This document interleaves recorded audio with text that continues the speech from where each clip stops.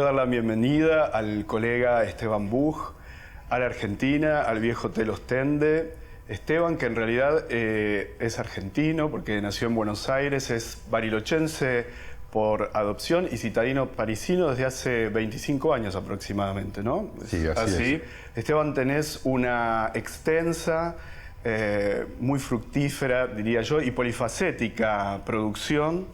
particularmente en el campo de las relaciones entre estética y política, y específicamente en el de la música y la política, lo cual creo se ve a lo largo de todos tus trabajos, desde los primeros, inclusive desde ese tan particular del año 1991, ese inclasificable El pintor de la Suiza argentina, donde contás la historia de un emigrado belga que se establece en Bariloche y que había sido colaboracionista nazi, hasta tu último trabajo que se publicó hace unos meses aquí en Argentina, pero también en Francia, con títulos distintos, ya hablaremos de esto, y que lleva por título justamente Música, Dictadura, Resistencia, pasando por otros de tus grandes trabajos, como por ejemplo los dedicados a los himnos, al himno nacional argentino, al himno europeo a través de la novena de Beethoven o de la marcha peronista, y pasando también por otra gran investigación como fue la que referiste al caso de la ópera de Ginastera y Mujica Lainez Bomarzo bajo el Onganiato, bajo el gobierno de Onganía, y sobre la que ya hablaremos también. Pero decía que es fructífera y es polifacética tu obra, tu trabajo, porque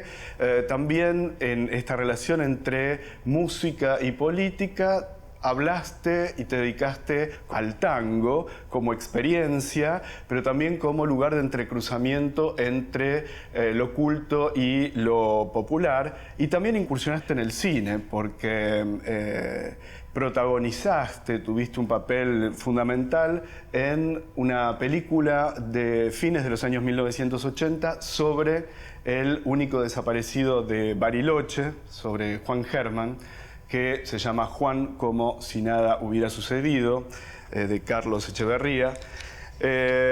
donde la cuestión de la política aparece allí, me parece, obviamente con la desaparición, con la dictadura, pero también con el antisemitismo, que en tu trabajo va a aparecer vía el nazismo.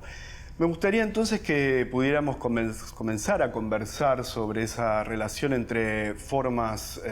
políticas y formas estéticas, y particularmente entre la música y la política,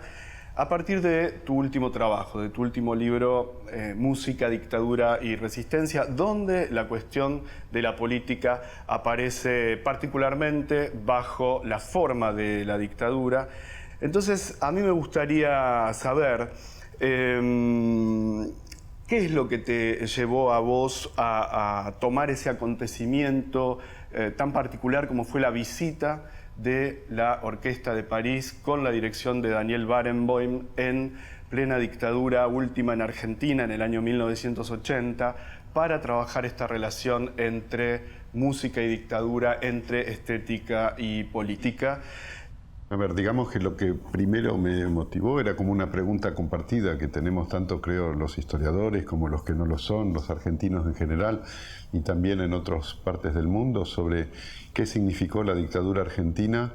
en la vida de la gente, cómo se vivió en el país en aquellos años y qué rol tuvieron las artes, en particular la música, en esa experiencia, en lo que resultó una experiencia, pese a todo, de tratar de estar frente a ese régimen enteros, de estar produciendo sentido, produciendo arte en algunos casos, y en todo caso en tratar de preservar una forma de vida viable, no sé cómo decirlo, ¿no? Eso es una cosa que en los últimos años se está investigando cada vez más en la Argentina. Prácticas culturales, yo estuve 2 veces ya en Argentina para congresos muy interesantes en la Biblioteca Nacional, donde se habló de esto, la diversidad de las prácticas culturales durante el proceso. Se habló de esto mucho sobre el rock, acerca del rock en la Argentina. Incluso creo que hay una especie de sentido común que se fue creando con los años de que el rock nacional fue de algún modo un refugio o una forma de resistencia en algunos casos. Hay una canción de Charly García con Serú Girán que siempre vuelve, que es la canción de Alicia en el País, que vuelve cada vez que hay unas ganas de decir, bueno, ¿qué se pudo decir frente al terror? Que es una discusión en sí, porque la canción de Alicia no es tampoco un mensaje explícito, es como una alegoría, y entonces quién decide lo que quiere decir una alegoría es siempre como un juego abierto, que va transformándose con los años, ¿no? Pero bueno, hay como esa discusión instalada en torno a la música y las artes, y hasta ahora creo que no se había mirado del lado de la música clásica, que es la música que a priori está menos relacionada con la política, porque son obras de compositores que ya están muertos hace muchos años, en la mayoría de los casos, porque es una música que a menudo no tiene texto, por lo menos si hablamos de, no sé, las sinfonías o los cuartetos de Beethoven, y así, por otras razones también sociológicas, porque es una música que siempre estuvo asociada con la élite y con una cierta forma de distancia con respecto a lo que es la discusión política en el país, y entonces me dieron ganas de ir a ver exactamente allí, y ahí hay una segunda razón, respondiendo concretamente a la pregunta sobre la Orquesta de París, y es que en ciertas situaciones, como esta gira de la Orquesta de París en el año 1980, primero se puede ver que no hay un afuera de la política, no hay un otro lado, y que ciertamente la música clásica no es ese otro lado, y esta historia lo demuestra, ¿no? Para que se entienda, por ahí resumo en algunas palabras esta situación, este episodio. Barenboim y la Orquesta de París vienen en el año 80 a Buenos Aires, a Argentina mejor dicho, para dar una serie de conciertos organizados por el Mozarteum argentino con apoyo del gobierno argentino y del gobierno francés. Es un ejercicio de lo que a veces se llama diplomacia cultural. Y bueno, está programada esa serie de conciertos, y en un momento algo pasa, como a veces sucede, que algo sale mal, y lo que sale mal en esa situación es que hay un grupito de músicos de la orquesta, 5 o 6, muy pocos, una orquesta sinfónica son más de 100 personas, así que realmente es una minoría, pero que está en una postura muy firme de decir, nos negamos a que nuestra música sea instrumentalizada para blanquear en cierto modo el régimen argentino ante la opinión pública francesa, en fin, dicen no a la dictadura. Y esto trasciende en los medios en Argentina y se arma un escándalo, se arma un incidente diplomático, y es todo una situación bastante complicada, bastante interesante desde el punto de vista dramático en cierto modo, digo, en cuanto a cómo se desarrolla la historia, ¿no? Y esa es otra cosa que me gustó, es que las relaciones entre música y política de manera global puede ser un campo de estudio que, bueno, se puede hacer, tratar de cubrir todo un campo, no sé, las instituciones de música clásica o el rock durante aquellos años. Y mi manera de trabajar en general es elegir una microhistoria, un episodio, una situación particular, y esta es interesante porque en ese incidente diplomático se concentran muchas de las cuestiones generales sobre esto, el rol de las artes, el rol de la música clásica, qué cosa es la experiencia estética en un contexto de opresión o de terror, qué cosa es la belleza en un contexto de opresión o de terror. Y una pista para ver que esto es una cuestión abierta, un problema, es que, por ejemplo, el secretario del Mozarteum argentino en aquellos años, que es una institución que no es oficial, que no está particularmente ligada al régimen militar como tal, que viene de muchos años antes y, bueno, que siempre tuvo una posición de prescindencia con respecto a la política, y bien, el secretario general del Mozarteum en aquella época se llama José Alfredo Martínez de Oz, y esto no es un dato menor en ver cómo es ese juego de la sociología de las élites en Argentina. Pero hay una tercera razón para interesarme por esa historia de la orquesta, y es el sentido de la música. Es una pregunta sobre qué significa, en el medio de todo ese lío, el incidente y demás, qué significa la música que la orquesta y Barenboim tocan. Hacen varios conciertos, y uno de ellos, que es el que más trabajé en una escala muy micro, tratando de reconstruirlo casi minuto por minuto, es un concierto en el Teatro Colón, el 16 de julio de 1980, donde la orquesta toca la Quinta Sinfonía de Mahler. Entonces, detrás de la cuestión sobre la dictadura y la sociología del arte y demás, hay una pregunta sobre la música misma. ¿Qué significa esa música en particular?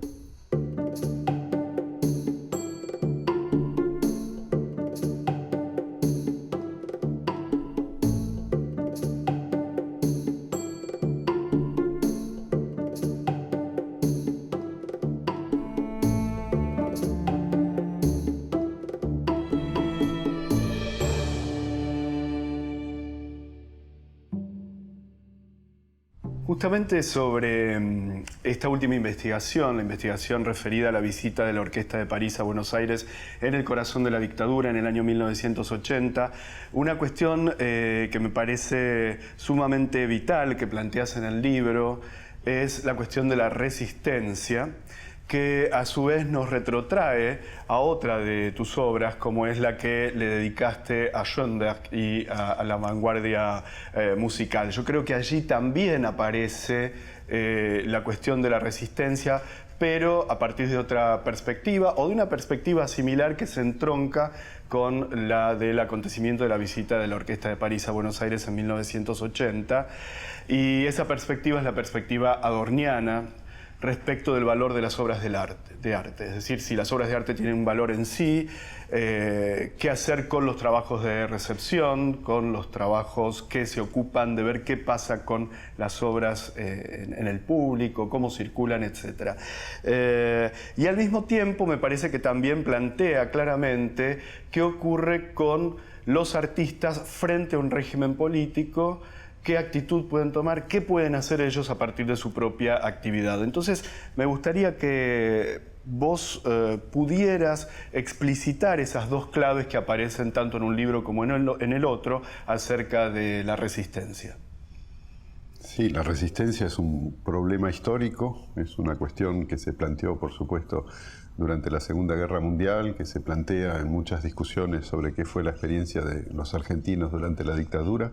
Y además estoy viendo, no sé qué te parecerá, pero estoy viendo que desde hace muy poco tiempo se está transformando de vuelta en una pregunta colectiva, incluso a nivel mundial, con la elección de Trump, sobre qué hacer ante, por ejemplo, estos fenómenos como la elección de Trump en Estados Unidos u otras cosas parecidas. Así que creo que hay como una urgencia incluso en pensar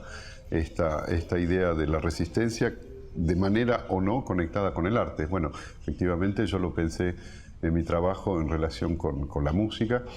a partir de esta clave adorniana que vos evocaste, y que es como una especie de diálogo difícil, en el sentido de que Adorno todo el mundo tiene una imagen muy pesimista de él, ¿no? Un tipo más bien negativo en todos los sentidos del término, malhumorado incluso, y que a la vez tenía una especie de fe en el poder de resistencia del arte, del gran arte, ¿no? Porque no era cualquier cosa lo que él consideraba como tal, pero bueno, una especie de confianza en ese poder de resistencia de las grandes obras. Por ejemplo, la música de Mahler. Él escribió en los años 60 que en la Quinta Sinfonía de Mahler, la misma obra que tocó la Orquesta de París en la Argentina durante la dictadura, que en esa obra se oía un grito de espanto ante algo peor que la muerte. Y ese algo, en su visión de la historia, era la Shoah, era la experiencia de la Segunda Guerra Mundial y el nazismo. Y digo que es paradójico en esta cuestión pesimista, porque en el fondo yo pienso que es bastante optimista pensar que el arte tiene ese poder de resistencia de por sí e independientemente de lo que la gente hace interiormente con esa obra, con esa música, cuando la escucha. Porque como vos lo dijiste, Adorno piensa que lo que uno puede estudiar en términos de recepción concreta no es importante, porque la gente en general no tiene la posibilidad de entender directamente lo que la obra dice. Y esto digo que es una discusión difícil, porque bueno, yo trabajo en una óptica histórica y entonces a mí me interesa saber, bueno, pero efectivamente, ¿qué es lo que le pasó a la gente? Por ejemplo, en ese concierto de la orquesta en el año 80, y lo que pude encontrar como respuesta es que a la gente, es decir, al público del Teatro Colón de ese día, bueno, le pasaron muchas cosas, pero nada que tuviera que ver directamente con lo que Adorno hubiera imaginado como sentido de esa obra, es decir, un grito de espanto ante algo peor que la muerte, donde ese algo sería no ya el nazismo, sino la dictadura argentina. Entonces, es esta invitación, que es casi un desafío ético, ¿no?, de Adorno a pensar el arte en esta óptica, en tensión con la práctica de historiador, que es ir a ver en las huellas de esa experiencia, en los textos escritos, en los testimonios, en las entrevistas de lo que la gente puede responder a partir de sus recuerdos, si hay o no una confirmación. Y repito, en este caso la conclusión era que esa experiencia de resistencia no fue lo que la gente vivió mayoritariamente, por lo menos, lo cual a la vez no impide a un historiador, bueno, al investigador, pensar que hay, pese a todo, un potencial, una especie de, una fuerza alegórica de esa misma música que sí podría tener ese sentido. Porque la Quinta Sinfonía de Mahler empieza con una obra que se llama, con un movimiento, un primer movimiento que se llama Trauermarsch, que quiere decir marcha fúnebre en alemán, pero quiere decir además específicamente marcha de duelo, Trauer. Y entonces esa potencia alegórica de una marcha de duelo que suena en la Argentina de los desaparecidos es algo que está, en un cierto modo, inscripto en ese contexto histórico. Bueno, esta es un poco mi manera de pensar esta cuestión de la resistencia, que efectivamente está ya presente en ese trabajo sobre Schoenberg. Mi libro se llama El caso Schoenberg. ¿Por qué? Porque el caso Schoenberg es la indicación de que la música de Schoenberg en Viena a comienzos del siglo XX fue un problema para la gente que lo escuchaba, un problema para los críticos musicales, que en general dijeron cosas horrendas sobre la música de esas, que no era música, que era ruido y sobre todo que era un atentado a las bases de la sociedad, porque era un atentado al sistema tonal. Schoenberg es famoso en la historia de la música porque inventó la música atonal, es decir, la música que no se basa en una tonalidad, una nota que domina con respecto a las demás, sino que puede ser alternativamente una jerarquía horizontal, digamos, entre las notas. Y entonces el público, ante esa experiencia rara, en general respondió con bastante violencia, ¿no? Y a la vez, paradójicamente, eso produjo como la figura de Schoenberg revolucionario, ¿no?, como una especie de potencia, de resistencia también ante la sociedad vienesa de aquella época y más generalmente hacia el orden tonal, es decir, el orden social imperante en Europa en ese tiempo. Y bueno, eso es lo que me interesó ver un poco también en una óptica microhistórica, es decir, viendo concierto tras concierto en esos años de la primera década del siglo XX en Viena, cómo el sentido de esa música tan perturbadora, tan nueva y tan extraordinaria y tan maravillosa también, cuando uno la escucha hoy sobre todo, cómo esa obra fue resignificándose para hacer de Schoenberg una especie de héroe revolucionario del siglo XX, cosa que después se traslada, digamos, sobre toda la historia de su recepción, incluso hasta hoy, porque una cosa muy llamativa con respecto a esta música es que hay gente que sigue rechazando la música de Schoenberg con la misma intensidad, así escandalizada, que los primeros vieneses que la escucharon ahí por 1907, 1908.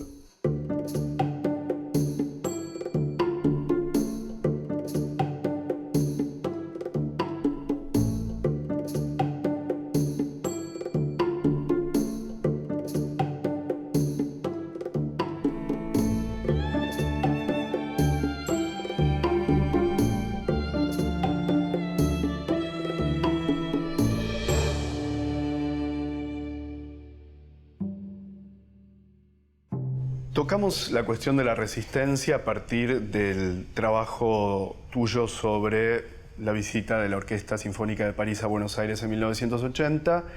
en el marco de una línea general fuerte de trabajo tuya, que es la relación entre música y política. Y cuando yo cuando presenté esta investigación, hice una suerte de retrospectiva que nos permitía unir este trabajo con otros previos como el de Beaumarce Affair, referido al escándalo también sobre la ópera Beaumarce a fines de la década de 1960 en Buenos Aires, y al primero de tus libros, al pintor de la Suiza argentina. Y entonces me gustaría retomar esos dos trabajos para ver de qué manera vos entendiste la relación entre música y política en cada uno de ellos, es decir, tanto en la cuestión del caso Beaumarce, donde aparece un ribete muy particular como es la censura,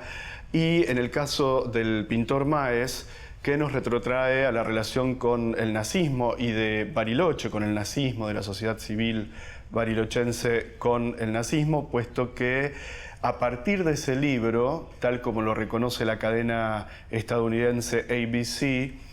y de la entrevista que hace Donaldson a Pripke, se puede dar con la huella de este criminal nazi, Erich Pripke, y finalmente proceder a su juzgamiento previa extradición de la Argentina a Italia. Recordemos que Pripke fue el responsable de la masacre de las fosas ardeatinas en Roma por un atentado partisano al representante del Führer en la capital italiana, ¿no? Bueno, en los dos casos, por supuesto, sí, como bien dijiste, se plantea esta relación entre arte y política. Por supuesto que en el caso de Maes se trata del arte, de la pintura y no de la música. Me interesaba en el caso de este pintor ver cómo este hombre, que era un nazi prófugo que se había refugiado en la Argentina, se había transformado con el correr de los años en un pintor estimado que había en cierto modo contribuido a través de sus pinturas a crear una imagen pictórica de Bariloche, con todo ese contexto que efectivamente tiene que ver con una sociología de cómo los nazis fueron escondidos en cierto modo en la sociedad argentina. El asunto en torno a Beaumarce es un poco distinto porque ahí lo que hay es una acción del Estado muy violenta, ¿no? Es un episodio de censura decidido personalmente por el general Onganía contra esta obra de Mujica Lainez y Alberto Ginastera, que en realidad su gobierno había auspiciado, promovido, financiado en cierto modo, puesto que el estreno en Washington había sido un evento oficial en el cual la apuesta del régimen de Onganía era dar una imagen de modernidad al mundo en el ámbito norteamericano. O sea que el hecho de que la obra fuera censurada por el mismo gobierno que la promociona es un recuerdo de las contradicciones internas del régimen en cuestión, que era simultáneamente liberal en lo económico y profundamente conservador, clerical en el ámbito moral y de política interior, ¿no? Lo que me había interesado además en la historia de la censura de Beaumarce es que se trata, primero es una obra que nadie vio, la gente que la censura no sabe qué hay, lo que hay es una idea, es decir, una especie de rumor basado en algunas fotos que salen en los diarios precisamente luego del estreno en Washington, así que esa cuestión de lo imaginario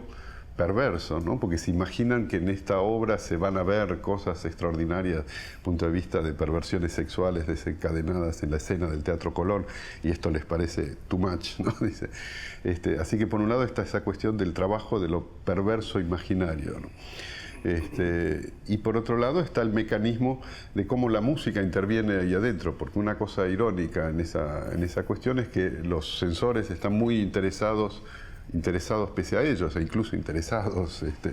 en primer sentido, por lo que se ve, por lo que hubiera podido ver la gente, ¿no? Pero en lo que se oye, que no les interesa en lo más mínimo pareciera, hay en realidad mucha más sexualidad explícita en la música de Ginastera que en lo que se hubiera visto, ¿no? Hay un momento, mejor dicho, de la ópera que se llama el ballet erótico, y bueno, que es una especie de sueño erótico del protagonista que Ginastera despliega con una cosa casi mimética, ¿no? Y bueno, y ahí está esta cuestión de cómo se relacionan los sentidos, el oído con respecto a lo visual, en relación con un aparato de represión, el del Estado, que me parecía interesante.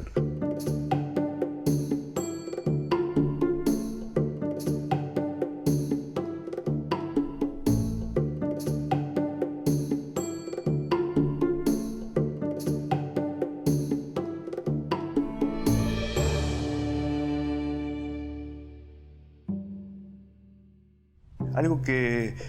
me parece que también aparece en tus obras de manera recurrente es una suerte, yo diría, de grilla de inteligibilidad o forma de trabajo que tenés, a través de la cual vos pretendés decir cosas muy generales, dar un diagnóstico muy general a partir de un hecho muy concreto. Es decir, tomás un hecho muy puntual, como fue en este caso la visita de la Orquesta Sinfónica de París a Buenos Aires, insisto, con la dirección de Daniel Barenboim, en plena dictadura, en pleno corazón de la dictadura, para hablar de estas relaciones más generales. Esto es algo que yo veo en tus otros trabajos y que llamaría, si estás de acuerdo, el paradigma indiciario o una grilla de lectura indiciaria. Es decir, tomas una suerte de punta de iceberg, de índice, de deíctico, para dar cuenta de todo el resto de ese iceberg, ¿no? En este caso, de estas relaciones entre música y política, entre formas artísticas, formas estéticas y política, algo que podemos ver, insisto, en tus otros trabajos. Me gustaría que pasáramos ahora a otro aspecto de tu trabajo muy importante, muy fuerte, como es el de las músicas de Estado. Y para esto tenemos el caso del análisis que haces del himno nacional argentino en el libro que lleva por título uno de los versos famosos del himno nacional argentino, como es "O juremos con gloria morir", pero también del estudio que haces de la Novena Sinfonía de Beethoven, que se transforma en el himno oficial de la Unión Europea, y también del análisis sobre la marcha peronista que aparece en el libro que coescribís con el historiador Ezequiel Adamovsky, que apareció hace muy pocos meses. ¿Cuáles fueron las líneas centrales que animaron estos trabajos y cuáles pueden ser las líneas de continuidad o de ruptura que podemos encontrar entre ellos? A ver, en los tres casos que citaste, primero me interesó la idea de contar la historia de una obra a lo largo del tiempo. Es un esquema narrativo que es completamente opuesto a la cuestión de los episodios de escándalo que ocurren en un tiempo muy limitado y bueno, están concentrados ahí. En esos tres casos me interesó ver cómo el himno nacional no solo había sido escrito y creado y lanzado, digamos, al espacio público, sino cómo había vivido, en cierto modo, desde 1813 hasta ahora. El libro sobre la novena de Beethoven es un poco la misma estrategia, porque es, bueno, una génesis de la sinfonía de Beethoven y también una historia de cómo se fue transformando su sentido hasta transformarse efectivamente en el himno de la Unión Europea, cosa que es bastante tardía porque ocurre en 1971, siendo que la novena sinfonía se estrenó en 1824. Con la marcha peronista también es un poco esa idea, es decir, cuál es el origen de la marcha,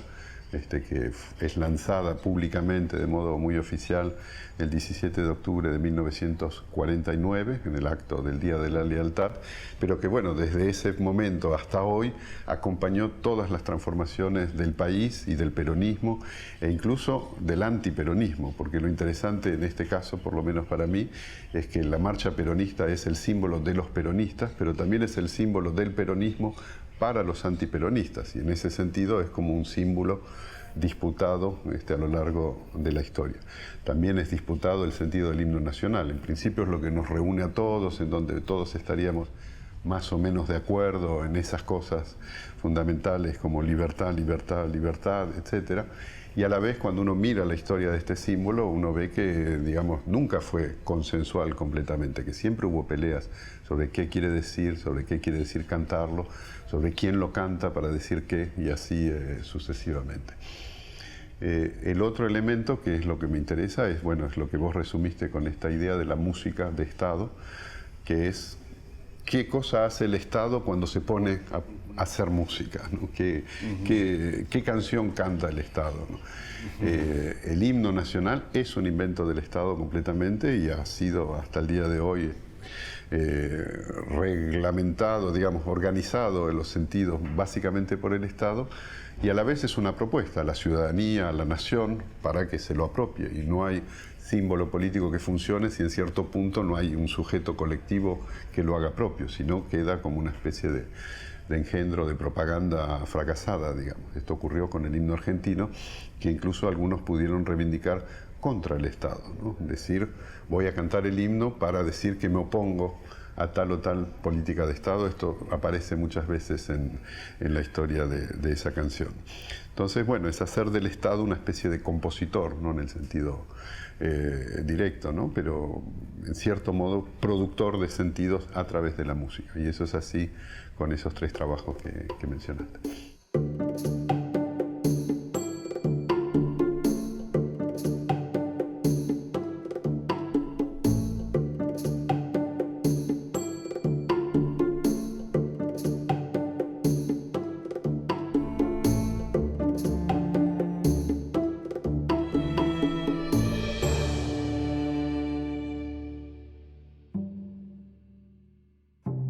Me gustaría ahora traer al diálogo otro aspecto muy fuerte de tu trabajo que tiene que ver con una temática más musical y que al mismo tiempo nos va a permitir hacer un ejercicio de alejamiento de los casos puntuales, pero también de acercamiento, ¿no? También nuevamente el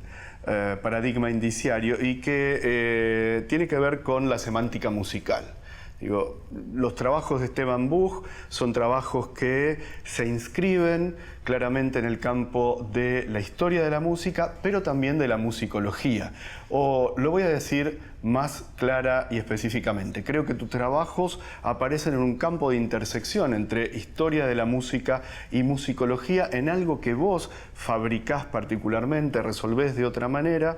que permiten tanto recuperar un trabajo muy riguroso, muy prolijo y muy técnico, propio de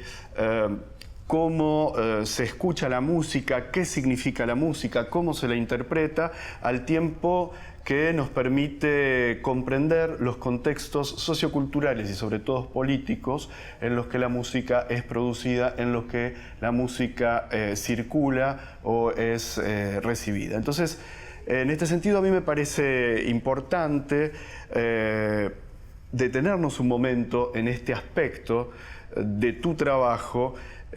para ver de qué manera vos resolviste esta cuestión de corte un poco más epistemológico, pero también metodológico, acerca de cómo te parás en la historia o en lo que haces en trabajos muy particulares sobre la música, por ejemplo, los que hiciste sobre Berg, sobre Schoenberg, sobre Mahler, en esta intersección particular entre musicología e historia de la música, y cómo concebís esa intersección. A ver, creo que para explicar un poco, o para que se entienda qué implica eso, podemos partir de un libro que escribí sobre la suite lírica de Alban Berg.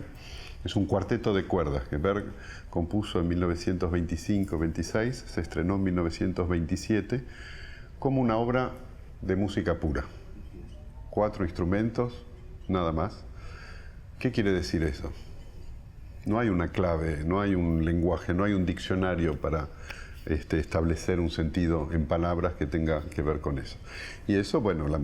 mayor parte de la música de cámara es así y forma parte de la condición normal, entre comillas, de la música cuando no hay texto, ¿no? Que es, se supone que tiene un sentido, pero no es un sentido que vamos a plasmar en un texto, queda abierto. ¿Qué ocurre en el año 76? Que un musicólogo norteamericano descubre un ejemplar de la partitura de esa misma obra, la suite lírica, llena de inscripciones, de notas, de cosas, de signos, en los que Berg explica él mismo que esa obra en realidad es un mensaje de amor para un amante que tuvo, se llamó Anna Fuchs, que había conservado esta partitura justamente, y entonces el musicólogo lo que hace es recuperar la partitura de los herederos de esta mujer. Y es como una especie de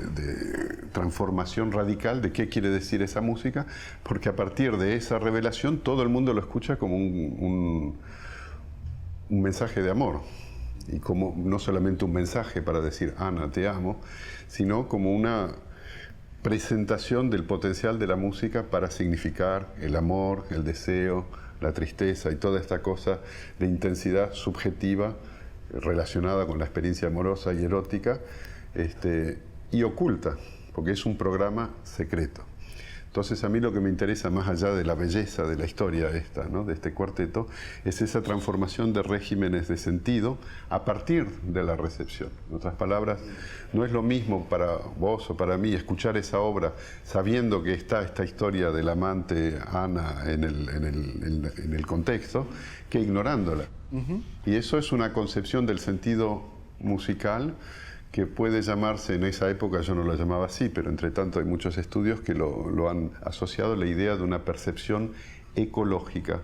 de la música. ¿Ecológica en qué sentido? No en el sentido de defensa de la naturaleza, sino en el sentido de que la percepción que tenemos en general de los objetos de nuestro entorno dependen precisamente de ese entorno, exactamente de la misma manera que un animal, por ejemplo, en el bosque, cuando tiene que reaccionar ante un objeto, por ejemplo, algo que puede ser para él una presa o al contrario, una amenaza, el sentido no es soy una presa o soy una amenaza, sino soy una presa o una amenaza en esta situación particular ante este sujeto, incluso en el caso de que sea un animal que está percibiéndolo. Esto además es una cosa que funciona, por supuesto, para una obra como la Suite lírica, donde el contexto es esta información sobre la historia de amor, pero es también, volviendo un instante al libro sobre la gira de la Orquesta de París en el año 1980, sobre cómo la situación en la que se da este concierto, es decir, el incidente diplomático vinculado a los desaparecidos y al problema de las relaciones franco-argentinas y demás, cómo esa transformación del contexto influye o no en la percepción que la gente puede tener, la comprensión que la gente puede tener de la Quinta Sinfonía de Mahler. Y eso efectivamente es un tipo de análisis que implica usar a la vez cosas que vienen de la musicología, es decir, la tradición de estudio de la semántica musical y de cómo hay, por ejemplo, topoi, es decir, un topos quiere decir un cliché, digamos, un cliché para significar cosas, por ejemplo, una marcha fúnebre que significa la muerte. Eso es una beta musicológica, combinarla con las ciencias sociales y la historia, es decir, la investigación sobre las fuentes, la investigación sobre modelos sociológicos de pensar las relaciones de poder al interior de un campo particular como puede ser el de la música clásica y así. Así que sí, lo que trato de hacer desde hace bastante tiempo es hacer confluir esta dimensión musicológica con esta otra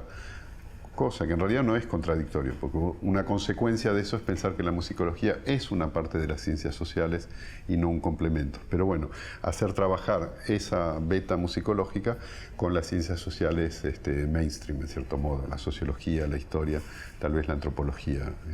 y eventualmente la filosofía también.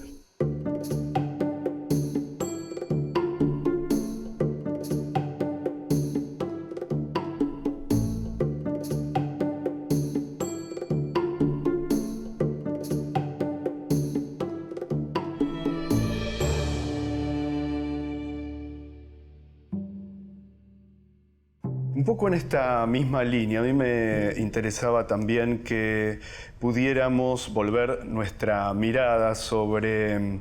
la manera en que vos pensás la historia. Es decir, una mirada que tiene que ver con una cuestión de método, de trabajo, pero también de metodología específica de trabajo en tus investigaciones, es decir, cómo te relacionás vos con la historia y cómo escribís la historia, cómo escribís tus textos. Por otro lado, un aspecto muy fuerte como es la escritura en primera persona del singular, es decir,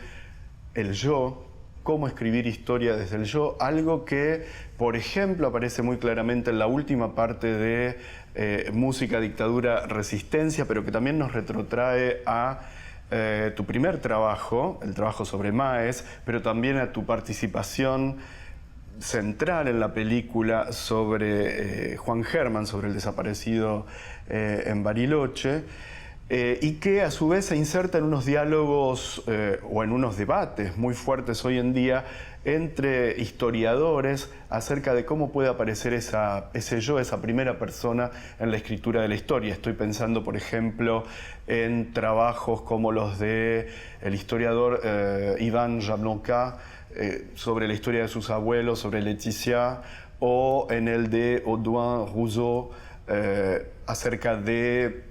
esa vivencia de la Primera Guerra Mundial o la Gran Guerra Europea entre sus abuelos, sus padres y él mismo, ¿no? ¿Cómo apareces vos ahí? Y finalmente una tercera cuestión, que es la cuestión de la historia y la literatura, de la relación entre historia y literatura, que en mi caso me toca muy de cerca porque en mi trabajo me he ocupado muy particularmente de esa relación y de cómo pensar la historia como agente y fuente de la historia. De manera tal que a mí me gustaría que vos pudieras ahora contarnos de qué manera has resuelto, te has planteado estas cuestiones en tu trabajo. Bueno, hay muchas cosas en tu pregunta, así que no sé cómo empezar, pero las relaciones entre literatura e historia en realidad siempre fueron como una especie de diálogo, no sé si transatlántico, pero en todo caso un diálogo y a veces una pelea, porque a menudo los historiadores sintieron que la literatura era una amenaza para el rigor epistemológico que reivindicaban para la historia como ciencia, y del lado de los escritores hubo como una interpelación a los historiadores para decir, bueno, nosotros estamos trabajando con el material histórico de otro modo, pero en un mismo plano que ustedes, ¿no? Y eso tuvo muchas formas y no lo podría resumir, y menos en pocas palabras. En todo caso, para mí hay, digamos, dos cosas que son fundamentales. Primero es pensar que escribir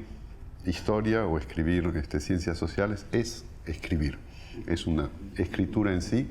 lo cual quiere decir que no da lo mismo una frase redactada así nomás que una frase que trabajaste, o que no da lo mismo una secuencia narrativa caótica que algo que está pensado desde el punto de vista formal, y así sucesivamente. Cual no es nada revolucionario, hay muchísimos historiadores que escriben maravillosamente y no reivindico nada en particular en eso, pero bueno, en esa discusión yo sí creo que el estilo, la forma, la construcción del texto son elementos esenciales y no secundarios, ¿no? Eso sería un primer punto. Y de allí una intención, unas ganas de buscar una forma para cada historia, ¿no? En ese sentido creo que mis trabajos suelen variar, ¿no? En el tipo de relato que proponen, en el tipo de articulación entre momentos más teóricos y momentos empíricos, mostrar las fuentes y demás. Eso es lo que he tratado de hacer cada vez, ¿no? Que me puse a escribir. El otro punto que para mí es importante es el trabajo con fuentes. Una manera de establecer una divisoria entre literatura e historia, es decir, que el historiador debe estar proponiendo al lector las maneras de verificar lo que dice. Y eso implica el aparato crítico, el aparato de fuentes, incluso dar con mucha precisión, si encontraste un documento en un archivo, dar las coordenadas para que alguien eventualmente pueda ir a buscar y ver qué había en ese archivo por sí mismo, y así, todo ese protocolo, que en general la gente que se va más hacia el lado de la literatura en esa discusión no usa, le parece o superfluo, le parece engorroso, o le parece que es un freno para algo que reivindican como un elemento de esa actividad, que es imaginar cosas, incluso ficcionalizar. Yo no tengo nada contra la ficción, me encanta leer novelas, pero claramente reivindico el estatuto de no ficción para lo que yo hago, y pongo cada vez que puedo el reenvío a las fuentes por esta razón. Incluso es una razón estética para mí. El hecho de poner un archivo, de poner una cota de una biblioteca, para mí no es que me viene a enturbiar el texto puro, al contrario, me gusta esa textura del aparato historiográfico, digamos. Y eso sí, efectivamente, es una diferencia, por ejemplo, en la Argentina con lo que fueron los libros de Tomás Eloy Martínez, que por otra parte son centrales, ¿no? Estoy pensando en la novela de Perón o en Santa Evita, que son libros muy basados en investigación. Eloy Martínez fue un investigador magnífico, pero que a la vez, cuando llega a escribir esos textos, dice, bueno, lo mío es la novela de Perón. Yo en ese sentido estoy en otro lado. Yo no pretendo ni nunca intenté escribir nada que pudiera llamarse novela, y al contrario, insisto, estoy en esa óptica de un aparato crítico transparente, ¿no? Eso es fundamental, y esto se relaciona efectivamente con el debate que se abrió ahora, muy recientemente en Francia, con los trabajos de Yvon Jablonka, porque él es un historiador muy riguroso y hay montones de referencias al final de sus libros, pero hay también una lección de decir, no voy a incorporar el aparato crítico en el fluir del relato. Así que, bueno, otra vez, yo no es que tenga una idea completamente así doctrinaria, ni mucho menos de estas cosas, pero la libertad de la escritura es un elemento que para mí es complementario con el rigor de la relación con las fuentes y el aparato crítico. Y le agregaría un tercer elemento que vos mencionaste también, que es esta idea que viene de Paul Ricoeur, del historiador ciudadano. Cuando él hace una comparación entre cómo trabajan los historiadores y los jueces, dicen, hay una cantidad de diferencias y de cosas comunes. Por ejemplo, entre los puntos comunes está justamente la importancia de la instancia de verdad, de verificación. Tiene que haber una decisión sobre qué cosa es verdad y qué no lo es, sobre la importancia del testimonio, y otras diferencias como que, por ejemplo, bueno, el juez dicta una condena y por más que haya instancias para apelar esa condena, es un momento en que el proceso hermenéutico se detiene en un veredicto. En cambio, el historiador hace un texto que es, en principio, como un momento más en una secuencia de interpretaciones que puede continuar porque, por ejemplo, otro historiador puede encontrar fuentes que el primero no tenía y entonces reabrir esa discusión y así sucesivamente. Pero lo que dice Ricoeur es que entre esos dos, el juez y el historiador, está el ciudadano, que es aquel que hace ese trabajo de investigación sobre la base de una cierta responsabilidad ética como un aporte a lo que es una cultura común. Así que, y eso, dice Ricoeur, es una herencia del iluminismo que yo creo que es importante reivindicar, sobre todo que hoy, por ejemplo, con Trump otra vez se habla de cosas raras como hechos alternativos, alternative facts. Yo creo que reivindicar esa idea de que sí hay una instancia de racionalidad y de verificación que forma parte del trabajo del historiador es oportuno, no olvidarlo.